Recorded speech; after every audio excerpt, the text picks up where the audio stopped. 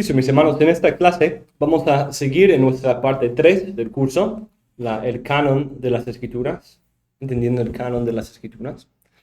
Y en esta clase vamos a ver la segunda parte de lo que empezamos ayer sobre el canon del Antiguo Testamento. Y terminamos con esta ilustración que me pareció muy útil para describir lo que está sucediendo en el Antiguo Testamento. En el Antiguo Testamento hay la realidad de un reconocimiento de su origen y autoridad divinos, ¿cierto? Vemos, ese es el oficio profético. Eso es Dios mismo, revelando desde el monte, hablando desde el monte o escribiendo con su dedo. Tenemos algo que tiene una autoridad intrínseca porque viene de Dios mismo. Y eso es reconocido en todas las partes, mientras incluso algunas partes reconocen la autoridad de las otras partes. Pero también dijimos que no solamente hay esa realidad ontológica del canon en el Antiguo Testamento, sino también vemos la evidencia de su uso funcional con estas varias referencias en los profetas de ver la ley, como la ley ya funcionaba, como regla para la comunidad. Y el canon, la ley siempre tiene esa idea de ser la regla por la cual la comunidad debe vivir y por la cual es juzgada. Pero también notamos que también tiene cierta forma que los redactores finales parecen haber dado a la Biblia hebrea, al Antiguo Testamento, que dan esas costuras canónicas. ¿Y cuáles son esas costuras?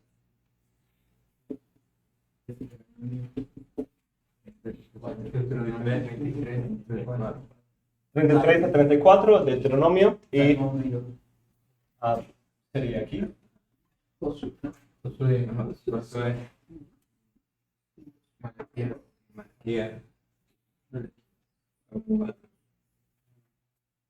Y Salmo 1 a 2, muy bien. Entonces, en estas costuras encontramos ciertas conexiones que dan, en un sentido, una mirada atrás, que habla del libro de la ley, de los escritos anteriores, y manda en el presente que la comunidad obedezca a esos libros, se someten a esos libros, guarden esos libros, no se aparten de esos libros, mediten en esos libros, para ser el fruto de la prosperidad, la vida, la paz de la comunidad. Y hay al mismo tiempo la esperanza de que va a venir un profeta como Moisés, el Mesías, quien es el hijo de David, el profeta como Moisés, quien lidera un nuevo éxodo y habla la nueva revelación de parte de Dios. Entonces notamos que hay esas dos miradas. Por un lado, esas costuras en su enfoque en los libros autoritativos anteriores está cerrando el canon. Está diciendo, esa es tu regla, camina en ella, no te apartes de ella, ni a la izquierda ni a la derecha. Esa es tu regla. Está cerrando el canon, definiendo el canon. Pero al mismo tiempo, la parte de la esperanza del profeta como Moisés está poniendo una puerta con un seguro biométrico en la puerta del canon. Está cerrándose, pero no completamente. Hay un escaneador del iris, del ojo, de la voz, de la huella, que toda la Biblia, a través de su presentación de esa esperanza del profeta como Moisés, está programando la puerta, programando ese seguro para abrirse cuando viene ese profeta como Moisés. Entonces, en un sentido, el Antiguo Testamento no está abierto para cualquier inclusión, sino hay la esperanza de que el Mesías específicamente y su precursor, Elías, va a abrir la puerta de nuevo y traer nueva revelación y una nueva adición al canon. Al analizar las evidencias internas de la Biblia hebrea, parece que los escritores finales y los primeros lectores de la Biblia hebrea eran conscientes de un cuerpo de literatura estrecho que se originaba en la revelación divina, funcionaba como norma para la comunidad y tenía cierta forma y estructura particulares. Al mismo tiempo existía la expectativa de una nueva adición a esa revelación, cuando finalmente llegara a tan esperado profeta como Moisés. algunos judíos que siguieron a los redactores finales de la Biblia hebrea, que vivieron en el periodo post-exílico, el tiempo macabeo, también demuestran la evidencia de esa realidad. Todos los intentos de entender la cuestión del canon del Antiguo Testamento tienen que lidiar con estas mismas pruebas históricas, la misma evidencia. Pero parte del problema está en cómo se interpreta esa evidencia, que no está libre de preconcebidos teológicos. Como dice Lee Martin McDonald, la mayoría de las conclusiones de los eruditos sobre este proceso dependen de las pruebas inferenciales que se deriven de unos pocos textos antiguos bien conocidos, y no de declaraciones o debates explícitos en la antigüedad. Por esa razón, este trabajo tratará de examinar algunos de los textos clave que se utilizan en este debate y ver qué se puede extraer de ellos en cuanto al estado del canon en el periodo del Segundo Templo. Es decir, cuando hago referencia al tiempo del periodo del Segundo Templo, estoy hablando del tiempo post-exilio, incluso hasta el tiempo de Cristo, cuando estaba en existencia el Segundo Templo. Pero también hace referencia a otra literatura, como los libros apócrifos, otros escritos de los judíos en ese tiempo, también Josefo apenas está en ese periodo, y también libros como Los rollos del Mar Muerto. La primera línea de evidencia externa a la Biblia hebrea que podemos considerar es el libro de Eclesiástico. Este es un libro que se encuentra en los libros apócrifos, que fue escrito por Jesús ben Sirach, escrita hacia el año 200 a.C. Esta obra demuestra al menos una conciencia canónica en sus frecuentes alusiones y dependencia de los libros de la Biblia hebrea, y su afirmación de la autoridad de la ley y los profetas.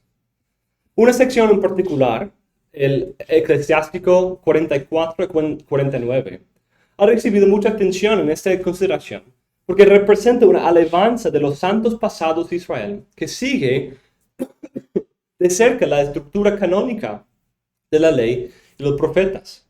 Comienza con Enoch y continúa hasta Nehemías. Nehemías siendo parte del último libro histórico que extiende la historia de Israel más en el canon, porque los últimos libros de la Biblia hebrea son Daniel, Esdras y Nehemías como un solo libro, y Crónicas.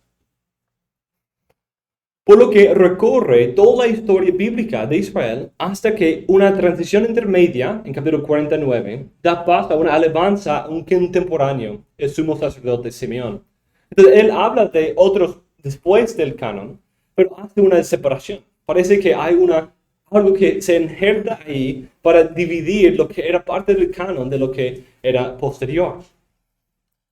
Hay otros indicios de una conciencia canónica más allá del mero seguimiento del orden canónico, ya que puede ser que el autor simplemente siguiera una comprensión tradicional de la historia de Israel. Entonces, ¿por qué decimos que es el orden canónico y no simplemente la historia de Israel, tomada de una perspectiva tradicional? Porque Enoch hasta Nehemías es más o menos la cronología de Israel. Pero podemos ver algunas evidencias. En primer lugar, en 45:26 ofrece una transición que sirve para separar los héroes de los que se habla en el Pentateuco y los que se tratan en los profetas, empezando por Josué. Parece haber una división canónica entre la ley y los profetas. Esa ruptura se inscribe en la misma línea canónica. Quizás uno pensaría, si es conforme a simplemente la idea tradicional, ¿por qué no conectar Josué y quizás los jueces y de ahí separar en la monarquía, que es otra etapa como divisora en la historia de Israel? Pero sigue la misma división que vemos en el canon. Otra prueba es que en 49:10 hace referencia no a los varios profetas menores individuales o los otros profetas menores que se hace referencia, sino a los 12 profetas. Los 12 profetas. En lugar de referirse a los profetas individuales en su orden cronológico, se refiere al libro en sí y en su orden canónico, después de Isaías, Jeremías y Ezequiel. A la luz de esa evidencia, Sanders dice, el largo encomio a los hombres famosos de Ben Sirach 44-49 indica que el autor del Eclesiástico conocía la ley y los profetas, tal como los tenemos, incluso el título, los 12 profetas. Esa realidad apunta a una autoridad funcional, al menos el inicio de una forma formal, una estructura reconocida en esa comunidad ya en los años 200 a.C. La dependencia de Ben Sirac del canon queda confirmada por los comentarios de su nieto en el prólogo que él da a la traducción griega a este libro. Dice así pues mi abuelo Jesús, que se había dedicado especialmente a la lectura de la ley y los profetas y de los demás libros de nuestros antepasados, y había adquirido una considerable competencia en ellos, se vio también impulsado a escribir algo relativo a la instrucción y la sabiduría. Según su nieto, el Eclesiástico es el fruto de la dedicación personal de Ben Sirac al estudio de la ley, los profetas y los demás libros de nuestros antepasados. Esa afirmación y el libro mismo exhiben la convicción que se encuentra en las costuras composicionales de la Biblia hebrea, de que la meditación de la ley y los profetas es la verdadera fuente de sabiduría. El nieto de Sirac incluso reconoce que el beneficio del libro de su abuelo proviene del hecho de que está impregnado de la sabiduría de la ley y los profetas. Reconoce que para el autor original y también para el nieto, lo que reconoce aquí es el valor, porque es un valor que se deriva de las escrituras, que se deriva de una meditación fiel y extendida en la ley y los profetas y los otros libros, los otros escritos. Entonces tenemos una realidad interesante que, como notamos aquí, hay la realidad por un lado de un llamado a meditar en la ley, y esa meditación en la ley es la fuente de sabiduría, de prosperidad, de vida, de éxito en la vida. Y aquí vemos lo mismo de Ben Sirac, que él está entendiendo esa idea, que meditar en la ley produce sabiduría. Y en su libro está lleno de meditaciones en la ley y en los profetas, y lo explica para un género de sabiduría. Esta sección del prólogo establece la autoridad superior e independiente de esos tres conjuntos de libros. Aunque el propio Sirac es capaz de producir sabiduría, el prólogo deja claro que su sabiduría se deriva de esos libros y no intenta rivalizar con esos libros. El prólogo también está escribiendo sobre una realidad que no solo es cierta en su generación, sino también en la vida de su abuelo, lo que retrasa considerablemente la línea de tiempo. El prólogo fue escrito alrededor de 140 a.C., pero está hablando de la realidad en la generación de su abuelo. La mayoría de los eruditos estarán de acuerdo en que la ley y los profetas hace referencia a lo que nosotros llamamos la ley y los profetas de la Biblia hebrea. Pero hay no poco debate sobre la identidad de esos otros libros de nuestros antepasados. Él comienza su prólogo con una referencia a la ley y los profetas y los otros que les siguieron. Más adelante vuelve a referirse a estos libros que en sus días habían sido traducidos al griego, diciendo la ley misma, las profecías y los demás libros. Estudiosos como Roger Beckwith han interpretado las frases como los otros que le siguieron, los otros libros de nuestros antepasados y el resto de los libros como una referencia a los escritos o los hagiógrafos de la tercera división del Tanakh. Aquí, lo que empieza con Salmos y termina con Crónicas. Otro erudito comparó esta afirmación y critica esa idea y dice que simplemente es como una biblioteca. Por aquí tenemos en la biblioteca la sección de Biblia, ley y los profetas. Y tenemos otra sección que es simplemente otros libros de teología en general y no parte de la Biblia. Otro autor dice, se ha dado por supuesto que esta afirmación implica un canon tripartito, pero en realidad no está nada claro que los otros libros de nuestros antepasados constituyen una categoría canónica. Son simplemente otros escritos tradicionales. La categoría es abierta y según el nieto, el propio Sirac se sentía libre de contribuir a ella. Sin embargo, el escritor del prólogo entiende estos libros como paralelos a la ley y los profetas en su capacidad de dar sabiduría. debido a su consciente referencia a ellos de esta manera. La distinción entre esos libros es una cuestión de interpretación y no se deriva necesariamente del contexto. Asimismo, parece haber una colección definida de libros que tiene en mente, ya que se refiere a los otros libros. Aunque no hay una terminología definida para este tercer grupo, usa tres frases diferentes. Pero al mismo tiempo, él usa cierta variación en su referencia a los otros también. No solamente dice la ley de los profetas, la ley de los profetas, la ley de los profetas, sino también habla de la ley y las profecías. Y da cierta variación, quizás no tan variado como el tercer grupo, pero no es algo tan definido en los términos expresos que los rabinos luego van a desarrollar, Torah, Nevim, Ketuvim. En ese sentido, la terminología no fue tan fija para las otras partes tampoco, aunque es más comúnmente reconocido como una referencia a esas secciones canónicas.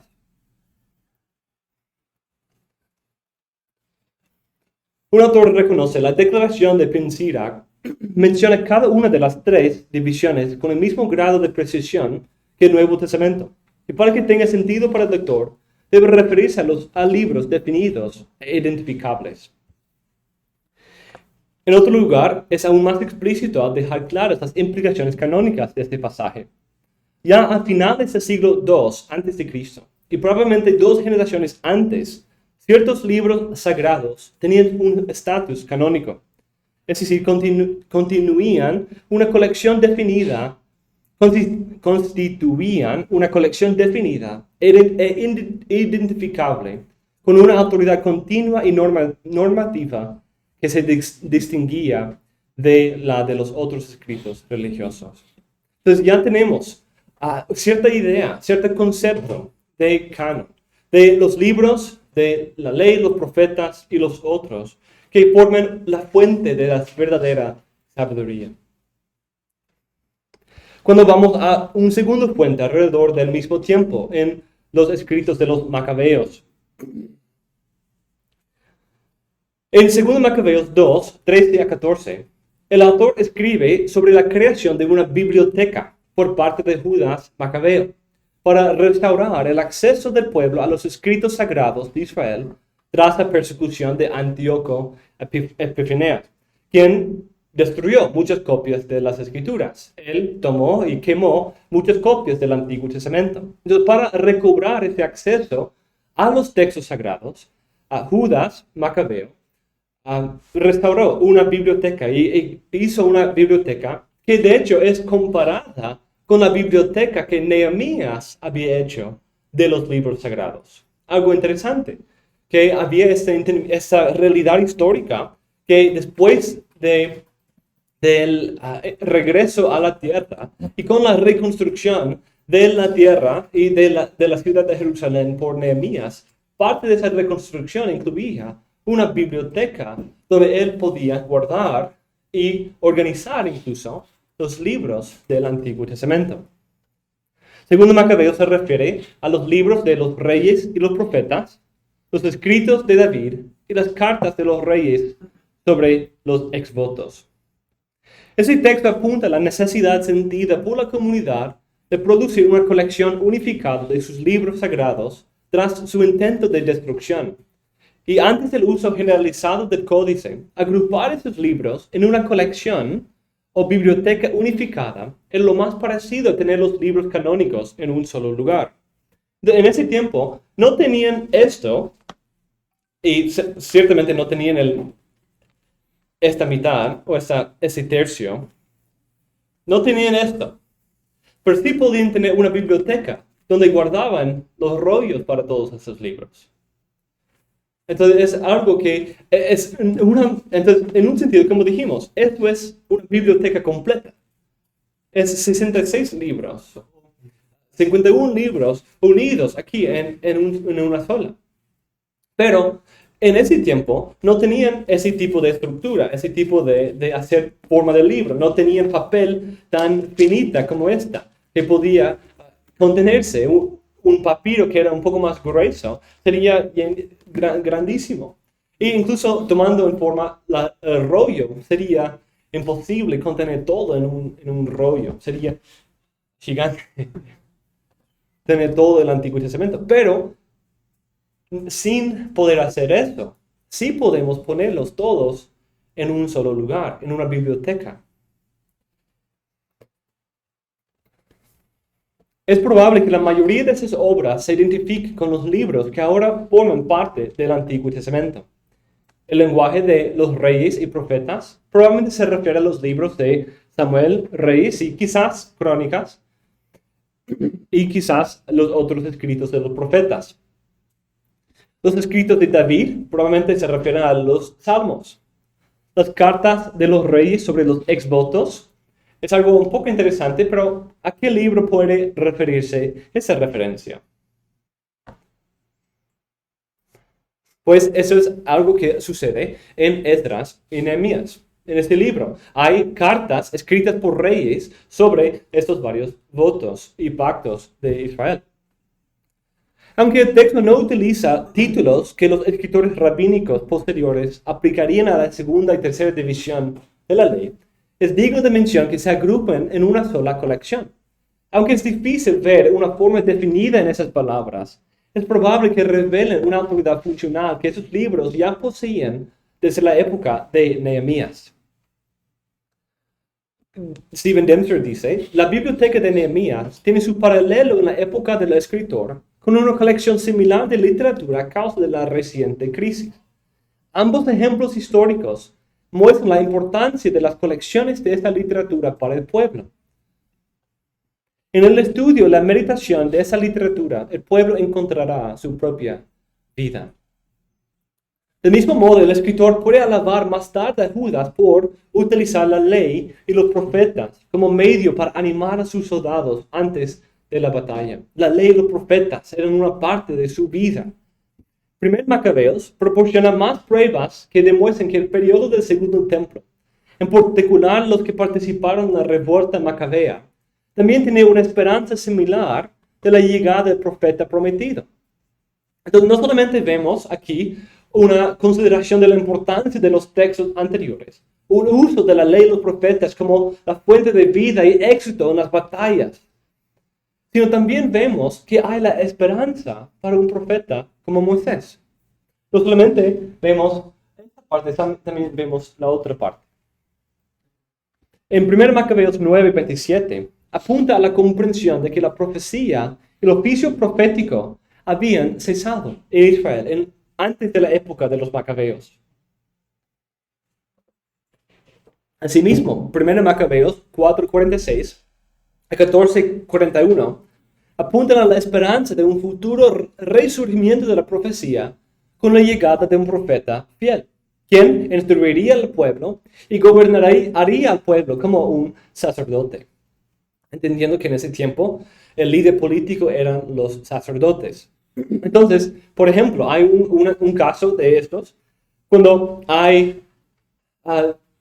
hacen alguna destrucción y no saben qué hacer con las piedras, entonces dicen, vamos a dejarlas hasta que venga el profeta. El profeta nos va a decir qué hacer con esto. Entonces hay esa esperanza para la venida del profeta como Moisés. La primera referencia en 4:46 y la última en 14:41 expresan una esperanza de una era de profecía venidera, también reflejada en los textos posteriores del Antiguo Testamento, como Joel 3, mientras que el segundo, 9:27, indica la ausencia de tal era en el presente de una manera casi fáctica. Para nuestro autor, era un artículo de fe que la profecía había cesado después de Ageo, Zacarías, Malaquías, y no había reaparecido durante el evento cubierto por su historia. El retorno de la profecía vendría poco antes de la victoria final de Dios. Entonces vemos lo que hemos visto, ¿cierto? Que hay una idea cerrada del canon.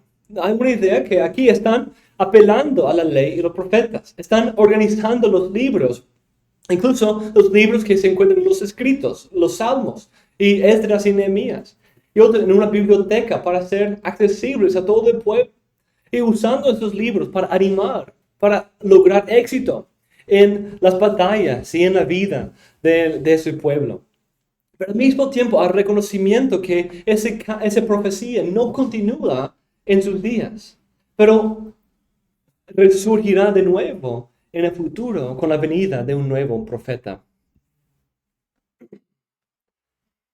Esto apunta a una expectativa que había formado parte de la comunidad israelita desde la época del Deuteronomio 18 y que estaba aún más firmemente entregida en su pensamiento en el momento de la redacción final de la Biblia hebrea, como mencionamos. El contexto de 1 Macabeos 14:41 es digno de mención, ya que presenta a Simeón como un rey sacerdote quien va a gobernar al pueblo de Israel, pero solo hace que venga el profeta fiel, quien gobernaría como rey sacerdote. A la luz de cómo Moisés sirvió como profeta, sacerdote y rey en Israel, todos los mismos oficios de Moisés se encuentran en Deuteronomio 33 a 34.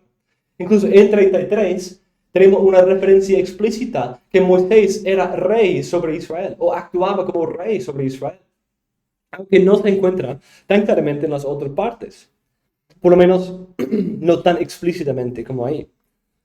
Entonces hay esa idea de Simeón como el rey sacerdote, pero no era el profeta.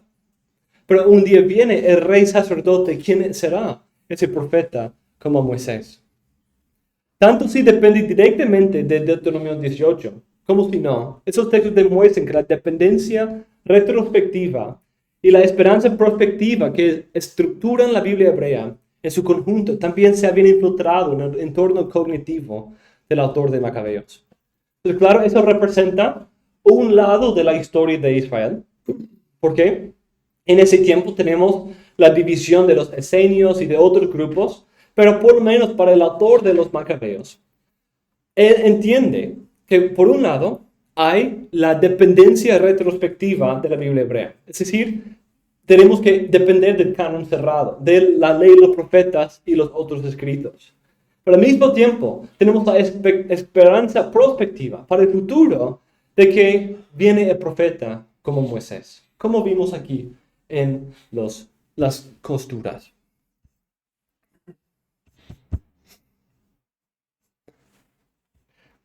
Listo, vamos bien.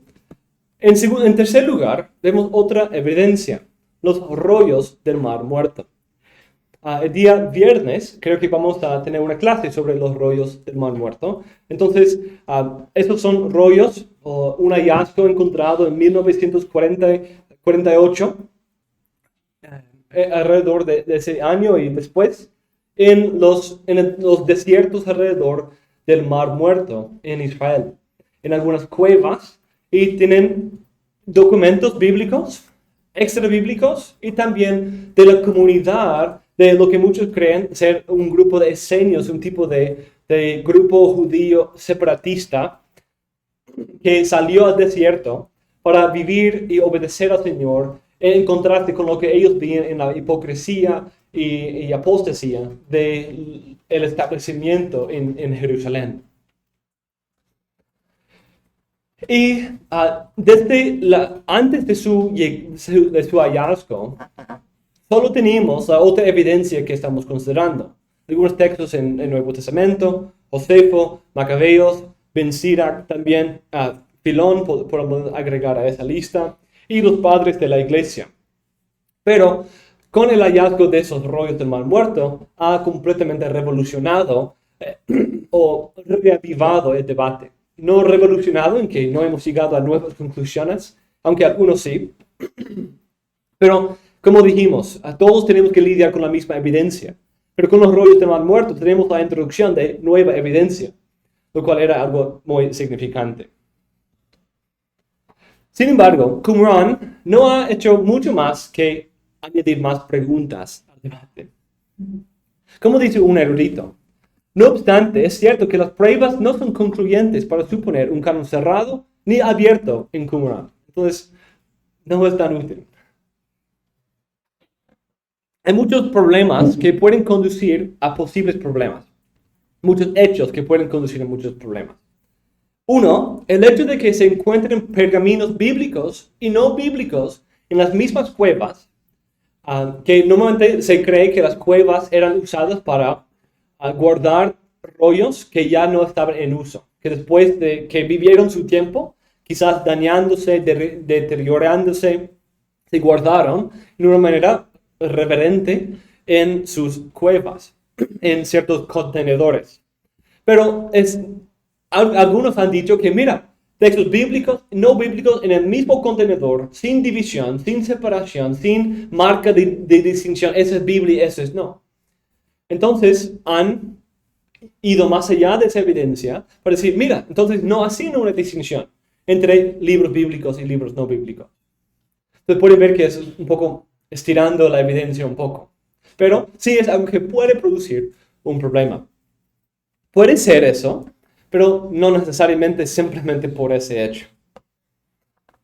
Segundo, el hecho de que algunos libros apócrifos, como Jubileos y Primero Enoch, sí tenían un rol muy importante. Y de hecho, muchas copias, e incluso más copias que algunos libros bíblicos, como Esdras y Nehemías, que solo tiene un fragmento, y Esther, que en la evidencia que tenemos no aparece en esa comunidad.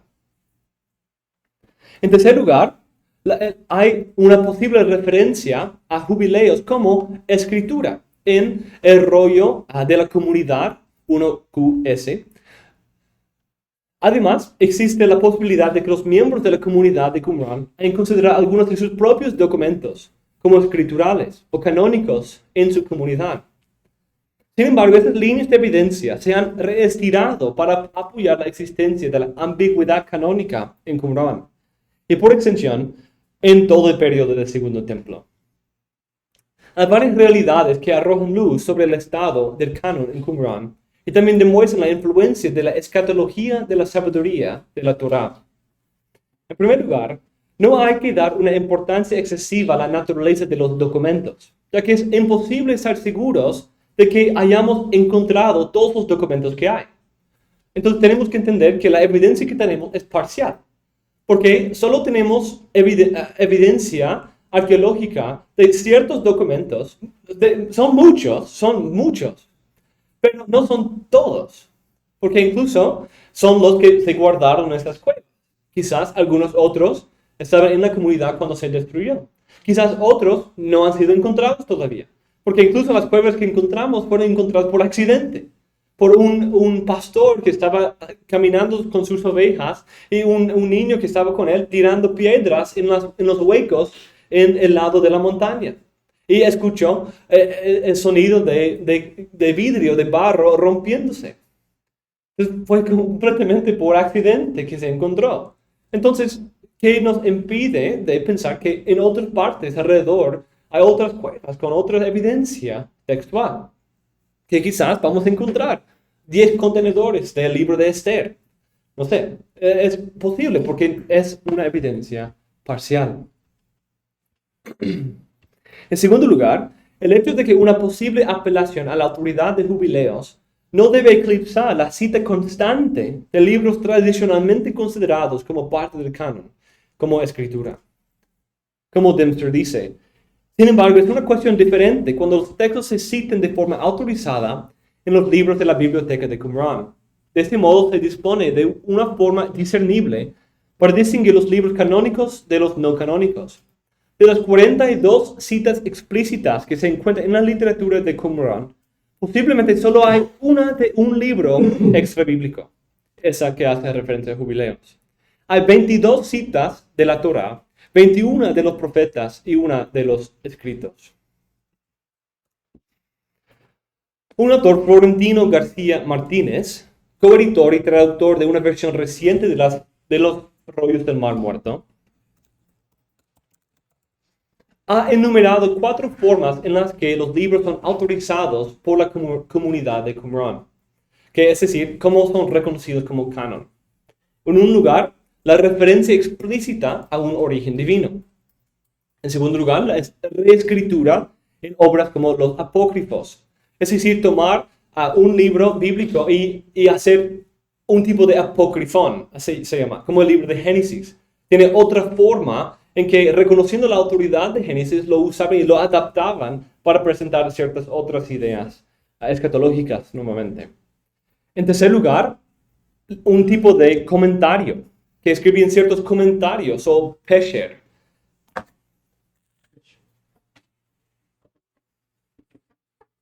Pesher, que es simplemente la palabra para interpretación. Como el libro de Habacuc tiene un tipo de comentario que ellos escribieron sobre el libro de Habacuc. Y también a través de apelar a la voz de su maestro, quien se llamaba el maestro de justicia. La aplicación de esos criterios de autorización demuestra además que había un conjunto clave de libros, principalmente la ley y los profetas, que servían de autoridad definitiva para la comunidad.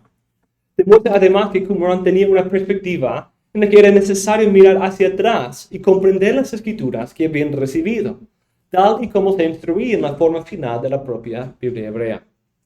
Los problemas mencionados llevaron a Eugene Ulrich a afirmar que no había todavía un canon en el sentido formal, pero también reconoce que la Torá y los principales profetas eran considerados claramente obras autorizadas de la Escritura, y su orden estaba en gran parte, pero no completamente establecido. Las obras más cercanas a la periferia todavía estaban encontrando su lugar. Entonces, aquí incluso ese autor, que normalmente habla de una perspectiva histórico-crítica, está afirmando que aunque no había un canon cerrado, o el mismo canon que nosotros tenemos, con toda la misma claridad, aunque incluso eso es un poco discutible, dice que sí podemos ver que la ley de los profetas eran libros reconocidos como divinos y autoritativos, que esos funcionaban en la comunidad como una regla de su fe, y que también incluso cierto orden, estructura de esos libros estaba establecido. Quizás no completamente, pero en una gran medida había un orden establecido. Un texto en particular que ha recibido mucha atención en esto, y es el texto 4UMMT. Entonces, brevemente, ¿qué significa esto? Es que los rollos del Mar Muerto tienen cierta manera de nombrarse. 4 hace referencia al número de la cueva. Entonces, había más de 11 cuevas. 1, 4 y 11 son las más importantes para los estudios bíblicos. Y aquí encontramos la cueva 4. Q es donde, el lugar, y Q es Qumran. Y MMT aquí hace referencia, es un breve código que identifica el documento. Normalmente, si es un texto bíblico, va a ser algo como Isa o Ab, H-A-B, Habacuc, o algo así. Y así se identifica. Pero ese no es un texto bíblico, es un texto comunitario. Y por eso tiene ese código especial. Y aquí hace referencia al libro de Moisés, el libro de los profetas y de David. Moisés, los profetas y David. Esa referencia se ha interpretado como una sinécdoque, es decir, una parte para hablar de todo. De la tercera, entonces cuando un pastor dice, vamos a tener una minga el sábado, entonces necesitamos todas las manos de la iglesia. Una minga es cuando todos se junten para trabajar. Es algo común aquí. Cuando vamos a levantar un templo, todos vamos, limpiamos, nosotros todos ponemos la mano de obra. Minga. Entonces, pero el pastor no está diciendo envíame tus manos, sino quiere las personas, ¿cierto? Esa es una sinécdoque. Y cuando hace referencia a David, es decir, habla de David, pero es una sinécdoque que habla de los escritos. Y David, porque él es el autor principal del libro principal, y también en varios órdenes, el primer libro de esta última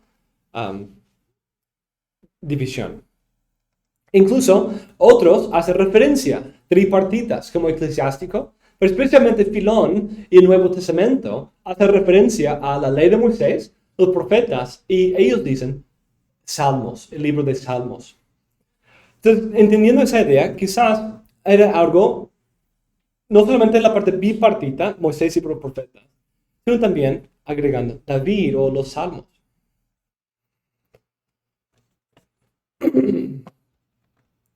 En las pruebas de Qumran aparece otra realidad que demuestra aún más los dos aspectos de la presencia de la autoconciencia de la Biblia hebrea, esas costuras, en el periodo del Segundo Templo, y es la esperanza del retorno de la profecía. Mientras que Primera Macabeos mira hacia un punto indeterminado en el futuro, en el que la profecía será revivida, potencialmente en términos de profeta como Moisés, la evidencia de Qumran es mucho más explícita. Un documento, 4Q175, sitúa la profecía del profeta como Moisés en Deuteronomio 18, junto a otros pasajes mesiánicos. Es como una colección de textos mesiánicos, incluyendo Deuteronomio 18, junto con otro texto más tradicionalmente identificado como mesiánico, números 23 a 24, que habla de esa estrella que saldrá de David, de Jacob, y ese cetro de Jacob. Otros documentos como 4Q Testimonia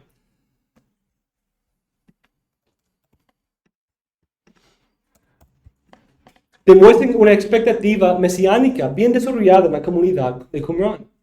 Incluso 1QS, el libro El rollo de la regla de la comunidad, como más esencial que describe cómo se vive en esa comunidad, espera la llegada del profeta junto con el Mesías de Aarón e Israel. Estos pasajes demuestran que los miembros de la comunidad de Qumran, al igual que los autores y los redactores de la Biblia hebrea, esperaban la llegada del profeta como Moisés. Aunque al igual que sus contemporáneos judíos, esta era una expectativa de la comunidad. La comunidad de Qumran veía que el precursor profética de este Mesías ya había llegado en el maestro de la justicia y su autoridad profética que se conservaba en la propia comunidad. Entonces, en un sentido, tenemos otro fenómeno aquí. Macabeos está diciendo, viene el profeta en el futuro. Aquí también en Qumran dice, viene el profeta como Moisés, pero el profeta como Elías ha venido. El profeta como Elías ha venido. Según Martínez, ellos creían que la profecía no había cesado y que la revelación continuaba en la historia presente del grupo. Pero es interesante notar que ellos pueden decir eso, no en una manera que va en contra de lo que yo estoy proponiendo, sino de hecho en una manera que comprueba lo que estoy diciendo. No es un problema, la pregunta es otra pregunta pensar si tienen razón o no. Pero es decir que ellos entendían la nueva profecía, nueva inspiración a través de su maestro de justicia y de la comunidad. Pero ellos lo entienden explícitamente en el contexto de la esperanza de la venida del profeta como Moisés y su precursor. La profecía ha cesado entre el cierre de los profetas y la llegada del maestro de justicia. Sí había un cese de revelación, pero ya se ha renovado con la venida de la comunidad. Porque en esa comunidad ellos usaban ese lenguaje de Isaías 40, la voz en el desierto, que preparaba el lugar, preparaba el camino para el Señor. Ellos usaban eso para hablar de sí misma. Por esa razón, no debería ser una sorpresa ver que los documentos de Qumran reclaman un estatus canónico funcional para la comunidad, ya que en su propia teología ellos vivían en el periodo de cumplimiento escatológico. El grupo creía que tenía la autoridad, como fieles seguidores del maestro de justicia, para prolongar y desarrollar esa revelación que comienza en la Escritura. Esa convicción de la autoridad de la Escritura y del estatus profético del maestro de justicia iba unida a la expectativa de la venida del profeta como Moisés, un nuevo maestro de justicia, quien traería la revelación final.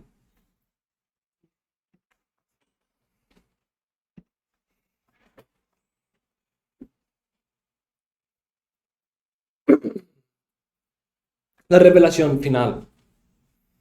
Ese fenómeno, incluso con la posible aceptación de la literatura sectaria, junto con el canon de la Escritura, no es el resultado de una falta de conciencia canónica, sino todo lo contrario. En lugar de restarle importancia al estatus canónico de los libros de la Biblia, para la comunidad, la literatura sectaria inspirada representa para ellos la revelación posterior que la propia Biblia hebrea anticipaba con la venida del profeta como Moisés y su Elías.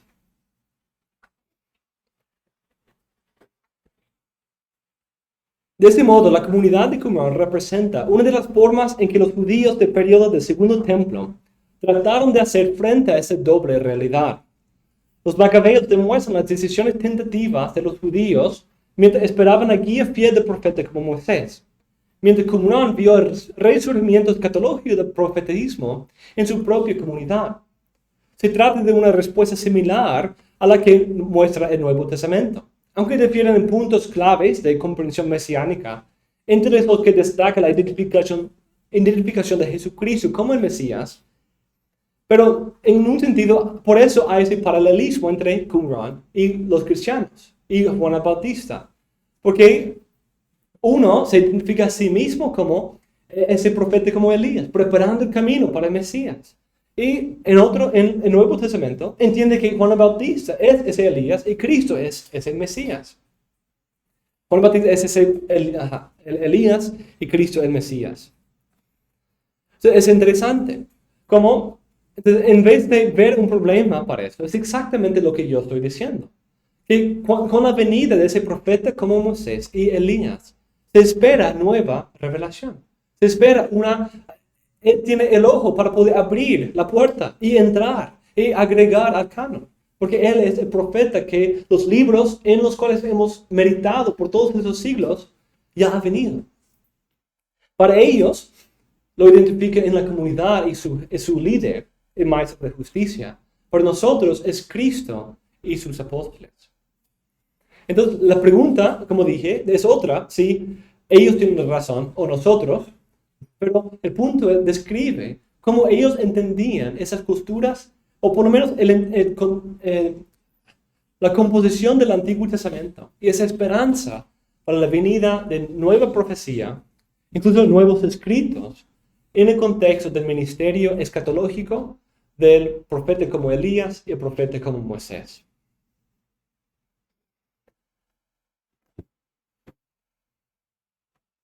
En último lugar, terminamos aquí con Josefo por temas de tiempo. Josefo, como mencioné ayer, era una apologética y también un historiador en el tiempo de las guerras judías, cuando Roma atacaba a los judíos en los años 60 hasta 70 después de Cristo. Entonces, él es un contemporáneo con los apóstoles. Y entonces el texto más lejano. Y esto viene del libro Contra Apionem, o en contra de Apionem, de Apion. Sí, 70.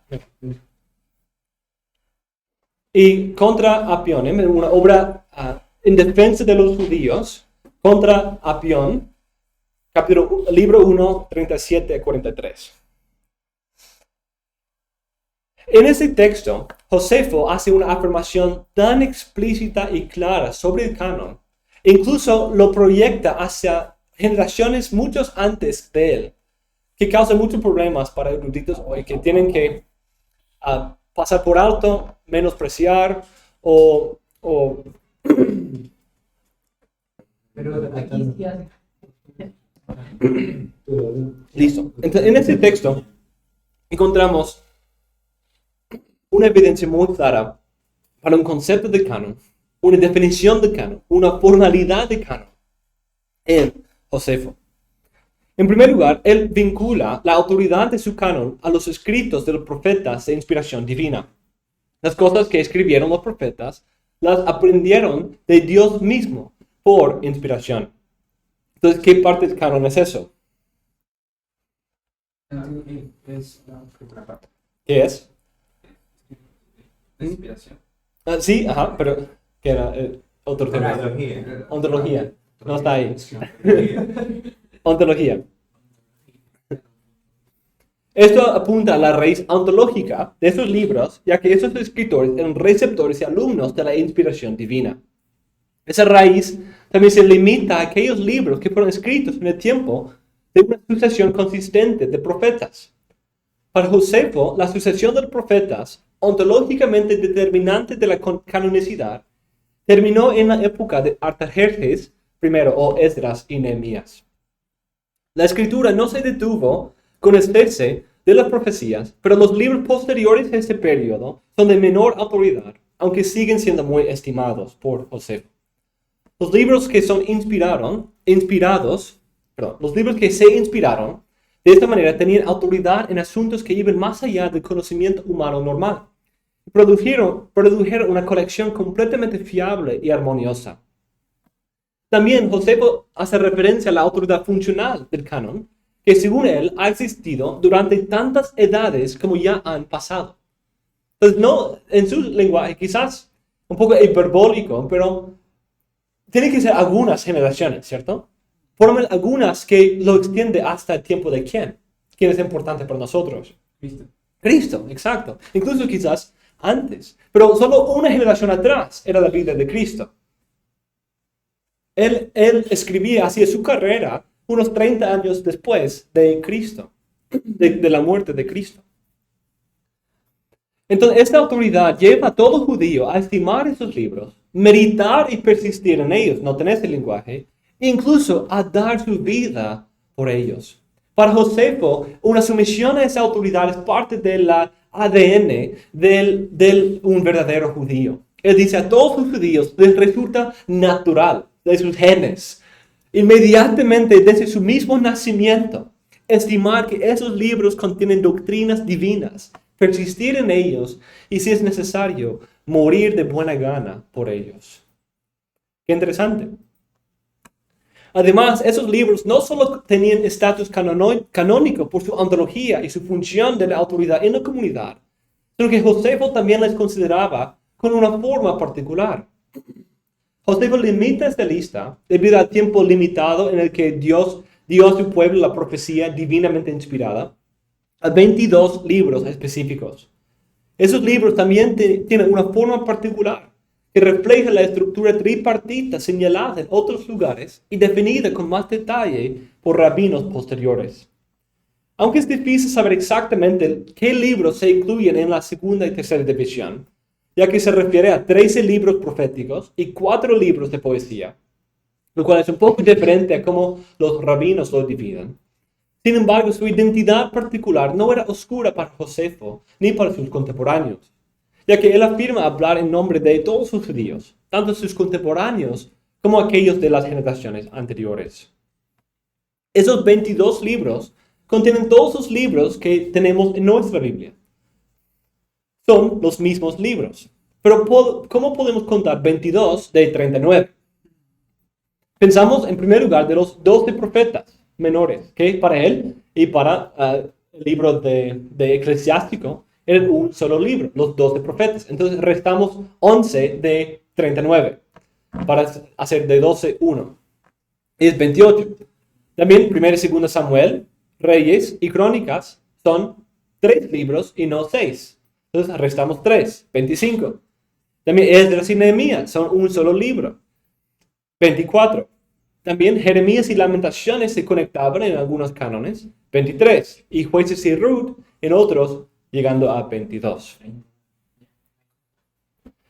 En otras fuentes de los siglos 2 y 4 hay otra manera de contar de 24 y que dividen Jueces y Ruth y también Jeremías y Lamentaciones.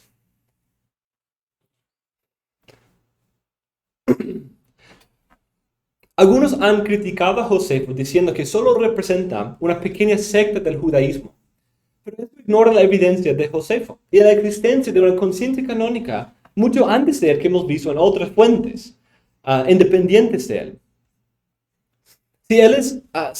Un autor dice, Josefo estaba escribiendo una polémica muy razonada contra, entre otras cosas, la obra de un erudito gramático alejandrino que no podía permitirse el lujo de cometer errores descuidados que pudieran ser devueltos. Además, escribía como representante de su pueblo y no transmitía solo los puntos de vista propios de su partido religioso, los fariseos, o de las tradiciones fariseas rabínicas. Entonces, en un sentido, va en contra de su intención, de su propósito apologético. Si él está simplemente exagerando el caso de que los judíos reconocen esos libros. Si está solamente hablando de su propia convicción y no de todos los judíos, como él mismo dice, fácilmente ese hombre en Alejandría, un lugar donde había muchos judíos, podía fácilmente ver y decir, esos judíos no reconocen eso, esos judíos no son así. Entonces podría fácilmente derribar el argumento de Josefo. En segundo lugar, Josefo comparte la perspectiva del redactor de la Biblia hebrea al ver un cese de la profecía autorizada e inspirada en el momento de la redacción de los últimos libros canónicos. Otros han señalado que Josefo parece ver profetas que sirvieron después de ese periodo, pero para Josefo lo que era definitivo para el canon era una sucesión continua de profetas y que en Artajerjes esa sucesión terminó. Los otros profetas o representantes legales y de Dios podían surgir en el pueblo, pero no tenían la misma autoridad canónica que los de esa sucesión de profetas. El cese de profecía no fue definitivo para Josefo, sino era algo de facto, simplemente que sucedió, y entonces la comunidad lo ha reconocido. Ese reconocimiento de facto es una deducción del fracaso de la sucesión exacta de los profetas. Por esa razón dice que los libros escritos durante ese tiempo tienen menos autoridad y que ningún judío se ha aventurado desde entonces a añadir, quitar o alterar estos 22 libros. El concepto de un cese de la profecía no es exclusivo de Josefo, como hemos visto. De hecho, el propio Josefo imita la costumbre mencionada en Deuteronomio 34:10, cuando dice que Moisés fue un profeta como nunca se conoció. Con respecto al concepto del cese de la profecía en Josefo y los otros libros, como el Talmud, 4 Esdras, Sid Lehman dice, la unanimidad de fuentes tan dispares con respecto a la antigüedad del cese de los escritos inspirados indica que la noción se originó en ellas y no simplemente de grupos independientes de los judíos. Al señalar el cese de las profecías y el origen divino de los libros producidos en ese periodo, Josefo señala a sus lectores la autoridad suprema de la Biblia, su canon de 22 libros. Además, vemos que esta afirmación de Josefo es clave para entender el estado del canon en el primer siglo. Las afirmaciones explícitas de Josefo sobre la autoridad y la identidad del canon sirven de guía para entender el uso que hace de él y de otras obras. Su ejemplo quita fuerza a las apelaciones a la evidencia circunstancial, como prueba de los autores de los rollos del Mar Muerto, o Filón, o Ben Sira tenía un canon abierto. Entonces, algunos hablan de otras fuentes simplemente en los rollos del Mar Muerto, hablando de inferencias de la presencia de ciertos documentos o no, y otros argumentos así. Pero aquí en Josefo tenemos una declaración explícita, que tenemos un canon con una ontología inspirada, que regla la vida, incluso demanda la vida de los judíos si tienen que dar su vida por ellos. Y que incluso tiene una forma definida de 22 libros en 3 partes. Y todo esto en el tiempo de los apóstoles. Y incluso él hablando de parte de muchas generaciones anteriores de los judíos. Incluso quizás pensando de las generaciones de Eclesiástico y Macabeos y otros también. Entonces esto nos ayuda a ver que el canon del Antiguo Testamento era entendido de esa manera como algo definido, con una autoridad que regía la comunidad, incluso antes del tiempo de Cristo. Entonces, con mucha razón, vemos ese mismo entendimiento en Cristo, en los apóstoles, una sumisión y el sostener en alto el Antiguo Testamento. Pero al mismo tiempo entendemos que aunque la Biblia del Antiguo Testamento era la regla de fe y vida para todas esas comunidades, había la esperanza de que un nuevo sabio, un nuevo profeta iba a venir y trae una nueva revelación. Y el Nuevo Testamento nos ayuda a identificar que ese profeta sí ha venido. Elías sí ha venido y ha preparado el camino. Y Dios ha enviado a ese profeta como Moisés, quien es Cristo, nuestro Señor. Entonces, no es una sorpresa. Cuando con nueva revelación vienen nuevos libros, un nuevo pacto, como era la esperanza tanto de la Biblia hebrea como de los otros autores en ese mismo tiempo entre los judíos. Entonces, mis hermanos, vamos a cerrar nuestra clase ahí sobre el canon del Antiguo Testamento.